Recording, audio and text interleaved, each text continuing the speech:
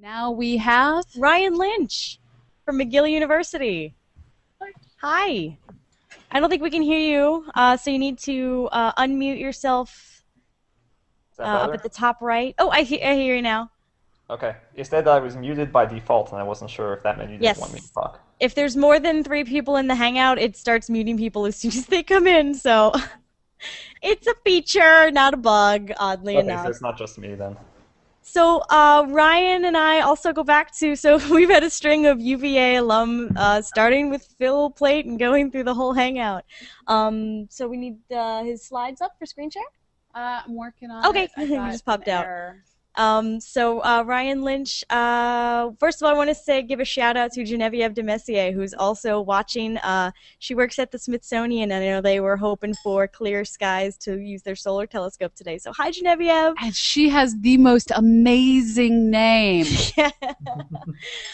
So, Ryan, why don't you tell us a little bit about yourself and what you're working on while Pamela cues up the slides. Oh, here they are. Okay, great. So like you said, I was in grad school with you at UVA, where we had lots of fun times, and I got involved in a lot of astronomy outreach projects there. Right now, We had a I'm a DSPK postdoc. segment at 3 a.m., so they got to see that. Yeah, yep. DSPK was one of the big ones. Um, right now, I'm a postdoc in McGill University, up in Montreal. So hello from Canada. And I split my time between doing research in pulsar astronomy and doing a bunch of different outreach projects. And the one I was going to talk about today actually sort of a fusion of the research that I do and the outreach that I'm interested in. It's a project called NanoGrav, which well, I can tell you a little bit more about it, but it uses pulsars to try and detect these really cool things called gravitational waves. Of course, Pamela abandoned me with the trackpad that doesn't work for me, so I don't know how to go through the slides on this thing. So we're I heard about 0% of what you just said there, but sorry. that's Pamela okay. abandoned me with the slides not working on her computer. So even though they're up, I can't get them to work. Just give me a second. She left me with a trackpad that doesn't work for me. So we don't have slides, even though they're up on the computer. So is that okay? Yeah, that's okay. I Okay, can improvise. sounds good. So let me just tell you a little bit about what NanoGrav is to start off with. So first of all, the name NanoGrav stands for North American Nanohertz Observatory for Gravitational Waves, which is sort of loaded. I see slides moving on It sort of works. your screen now, it looks like. There we Okay, go. that's perfect. I can embiggen. Um, so NanoGrav is actually it's a pretty big collaboration with members across the United States and Canada. So that's the North American part of the name. And then you can see on the slide there, there's some pictures. We're sort of concentrated mostly on the East Coast, but we also have some people on the West Coast and down in Texas. And so this is definitely a national sort of collaboration, international collaboration. And if you want to move to the next slide, there's a nice picture of us, sort of a large number of people who are in the group. Yeah, that's So something one we're of the things talking that a I lot think is about is the people doing the science and outreach. So this is a great group you have here. yeah, so one of the things that I think is really cool about this project is that there's a lot of student and postdoc involvement going from undergraduates and even some high school students who are sort of involved in some aspects of the project, all the way up through people like me and senior researchers. So this is a nice picture of a large portion of the group that was taken at the Arecibo Observatory down in Puerto Rico. So some people might recognize, you Mm-hmm. can't see the dish of the telescope. We're actually standing sort of above it because it's 300 meters in diameter. But you can see that massive set of scaffolding and the receiver dome, which looks kind of small in that picture, but is actually really, really big. If you were to put a person out there, they would look, you know, tiny. That whole thing is about 150, 200 meters away from us. So it's really rather large. So we get to use some really cool telescopes like that. Um, And just to sort of tell everyone what gravitational waves themselves are, if you just want to move to the next slide, I just have a nice little picture here. So we're really interested in trying to detect these gravitational waves. These are something that's been predicted by Einstein's theory of general relativity. We often describe them as ripples in space-time. We have good indirect evidence for believing that they exist, but we've never actually directly detected them. And so the whole goal of this NanoGrav project is to do just that, to directly detect these gravitational waves, and then to use them to study things in the universe that we would have no other way of really being able to study, like supermassive black holes at the centers of galaxies, and looking at what happens right in the first few moments before they are about to merge with each other, or maybe not the first few moments, but sort of tracking that throughout that whole merger process, along with some other really cool science. And then, if you want to move to the next slide, I just have a few more. Down, down, down. The way I got into this is that I study pulsars. And you're one of those pulsar guys. There's a whole I'm one group of those you. pulsar guys. We're sort of the cool kids on the block, I think. But of course, the cool kids on the block probably don't say that. So maybe I just gave myself away. So a pulsar is this basically it's a dead star. It's only about the size of a large city, which is actually really small for a star, but it has as much mass as 500,000 Earths. So it's super, super dense. And another way of thinking about that is taking the entire population of the planet Earth and squeezing all of us, all the human beings, down into the size of a sugar cube. Ew. That is the density of pulsar material. I mean, okay, so it sounds kind of gross, but I think at that point you cease to be a living human being. So you're way beyond dead at that point. Yeah. So you getting a little friendly with your neighbor. You're beyond dead, but at least you're not spaghettified. I don't know how I feel. I'd rather be spaghettified, but you may rather be spaghettified. Depends on who your roommates are, I guess. That's true. That's true. In your cube. So these pulsars are kind of like interstellar lighthouses, and each time this beam from a pulsar points at the Earth, we can detect it using radio telescopes. And they rotate very precisely, so we can use them like clocks. And the way that we're really trying to detect pulsars, or detect gravitational waves by using pulsars, is by looking for tiny little changes in the rate at which these clocks tick. And it's almost like a global positioning system in some sense, only we're using it on interstellar scales to really try and detect the slight changes in the position of the Earth due to these gravitational waves that pass by. And it's really cool science, and it's something that is really on the cutting edge. Like I said, no one has directly detected gravitational waves before. There are several different experiments using different methods that are sort of in a race to do this, and NanoGrav and this idea of what we call pulsar timing array, I think, is one of the most exciting ones. And NanoGrav is just one project, actually, in an international or intercontinental sort of collaboration we call the International Pulsar Timing Array, because there are teams in Europe and in Australia which are trying to do something very similar. And in fact, we're having a meeting just this week and then the following week for this whole International Pulsar Timing Array. So there's a bunch of people who are hanging out down in Thailand right now. Unfortunately, I think it's monsoon season, so they're not enjoying the nice weather. They're wet in Thailand. Hopefully it'll clear up and they can enjoy themselves a little bit in addition to doing some great Oh, science. is that why Tucky was Facebook posting from Thailand? Yes, I think she's really excited to show everyone around. And yeah, it's her home country. All the good food. Give them some sort of native Thai spice. If you want to go on to the next page real quick. I talked a little bit about the science, but we have this whole outreach component to NanoGrav, which is what I really do in the project. Sort of educating the public and trying to spread the word about the science and excite people and inspire the next generation of scientists using this really amazing science is an integral part of what NanoGrav is all about. And so we have a podcast series that people can find on our website. We have a video series on YouTube. They're sort of like this Khan Academy style lectures. And we actually have been trying to develop a bunch of new resources over the past few months. The outreach component of NanoGrav is really starting to take off. So we're going to be doing a lot more within, hopefully, the coming year and beyond. But I wanted to highlight a few things for people who are watching in ways that they actually might be able to get involved, and especially if there's any students watching who are interested in this sort of thing. Oh yeah. There's some really great projects. So one of them is the Einstein at Home project, and this is something that anyone, anywhere in the world can do. It's sort of based on the SETI at Home model. So you download a little computer program, and it runs in the background whenever your screensaver pops up, and it actually analyzes data from radio telescopes to look for pulsars. Looking for pulsars is one of the important things that we do in NanoGrav.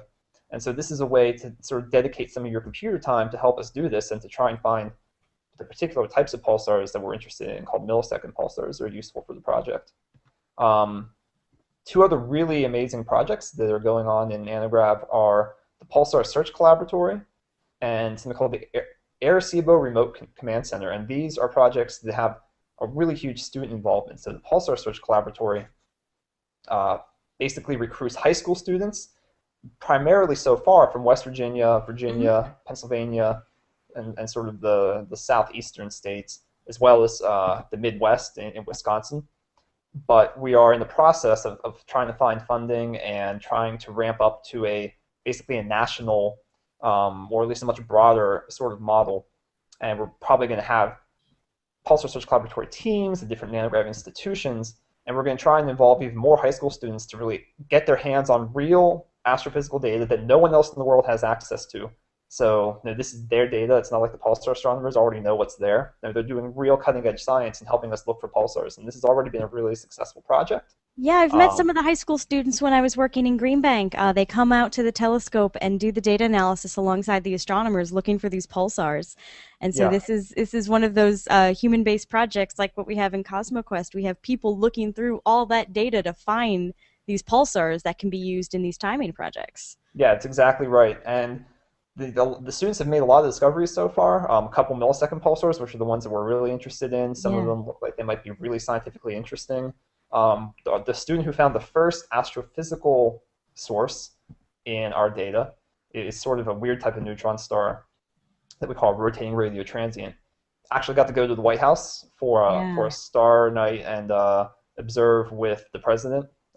This was just after President Obama got elected, so he got to go up there for that, which is a really cool experience for a high school student to have. Not many people get to do that. Yeah. And like I said, we're trying to ramp this program up and bring it to even more people. And the other really amazing one is the Arecibo Remote Command Center, which is based out of the University of Texas at Brownsville, as well as the University of Wisconsin-Milwaukee. And they recruit undergraduate students as well as some high school students to do a whole bunch of different things. So they get to help out with observing. So they're actually sitting there remotely controlling some of the world's most amazing telescopes, like the Arecibo telescope and the Green Bank telescope. And they're actually building a radio telescope in Texas or New Mexico. They're building different sites throughout the United States. They're looking into partnerships with SpaceX to build tracking stations down in Brownsville for satellites, and some of the time on those radio telescopes would then also be used for pulsar astronomy and a bunch of just other really amazing things. And so we're looking to try and partner with them more closely as well as part of NanoGrav. I think UT Brownsville is also involved with the Long Wavelength Array, who we are talking to about getting a CosmoQuest Citizen Science project started. And I talked to some of the students at the January AAS about the systems that they're building to do a similar thing, transient detection. They're doing a single automated dipole to do that. So they're doing a lot of work, again, getting students building things and looking at data right off the bat. Yeah, that's exactly right. What I think is so amazing is that they're actually getting undergraduate students to build a telescope, and not just like sort of just a little trial telescope that you set up in your backyard, and then that's nice, but we're talking about a real high class telescope that's going to do real cutting edge sort of science. Not many students get an opportunity to do something like that, and to be so intimately involved with it. It's really, really wonderful. Yeah, so that's so cool. So pulsars are just a fertile field for students. If you're a high school student or an undergrad, pulsars. Okay, I'm biased again, radio, whatever. But pulsars are kind of they're a cool astrophysical phenomenon, and there's a lot of good research to be done at any level. Yeah, the last slide I have just has some websites for people to go to if they're interested in learning any more. I won't go through all of them except to point out just there's a website there, info@nanograv.org. So anyone who's interested for any reason in learning more about the project, whether you're a teacher that's interested in having an astronomer come and maybe try and give a talk to your school if there's someone nearby, we'd love to set that up.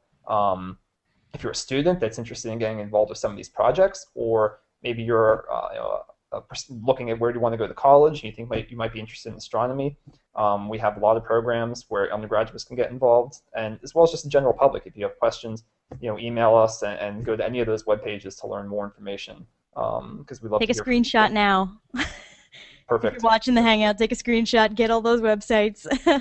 Yep. And yeah, that's so cool. Thank you so much, Ryan. Ryan Lynch is a postdoc at McGill University and another UVA and Dark Skies Bright Kid alum. We have spread ourselves away from Central Virginia to do astronomy outreach wherever we are, and so yeah, this is another great project where we're all in this funding fight together. Support science education, and citizen science projects like this. Absolutely. So yeah, thank you so much, Ryan. Yeah, thank you. I hope the rest of the Hangout goes well. Good luck. Thank you. We've been awake for what, 28 hours? No problem. We have 3 hours left, so we're over 29 at this 29 point. hours? Plus, we got up 2 guys- hours you guys before are the in the Hangout stretch. started, so we've been awake for 31 hours. I haven't done this since Steve Majeski's class. Awesome. I just want to also say that it's awesome you guys are doing this, and the level of dedication is really cool to see. So, best of luck to you guys. Thank you, and I'm sure I'll be seeing you on a future episode of Learning Space. Yep, absolutely. Awesome. Thank you so much, Ryan. Good to see you. All right, take care. See you. Take care. Bye. Bye. And I split my time between doing research in pulsar astronomy and doing a bunch of different outreach projects. And the one I was going to talk about today, actually sort of a fusion of the research that I do and the outreach that I'm interested in. It's a project called NanoGrav, which I can tell you a little bit more about it, but it uses pulsars to try and detect these really cool things. Now we have Ryan Lynch from McGill University. Hi. I don't think we can hear you, so you need to unmute yourself up at the top right. Oh, I hear you now. Okay. It said that I was muted by default, and I wasn't sure if that meant you didn't want me to talk. If there's more than 3 people in the Hangout, it starts muting people as soon as they come in, so it's a feature, not a bug, oddly enough. Okay, so it's not just me then. So Ryan and I also go back to, so we've had a string of UVA alum, starting with Phil Plate and going through the whole Hangout. So we need his slides up for screen share? I'm working on Okay, it. I he got just popped an out. error. Ryan Lynch, first of all, I want to give a shout out to Genevieve de Messier, who's I was in grad school with you at UVA, where we had lots of fun times, and I got involved in a lot of astronomy outreach projects there. Right now, we had a I'm DSPK postdoc. segment at 3 a.m., so they got to see that. Yeah, yep. DSPK was one of the big ones. Right now, I'm a postdoc in McGill University up in Montreal. So hello from Canada. Also watching, she works at the Smithsonian, and I know they were hoping for clear skies to use their solar telescope today. So hi, Genevieve. And she has the most amazing name. So Ryan, why don't you tell us a little bit about yourself and what you're working on while Pamela cues up the slides. Oh, here they are. Okay, great. So like you said,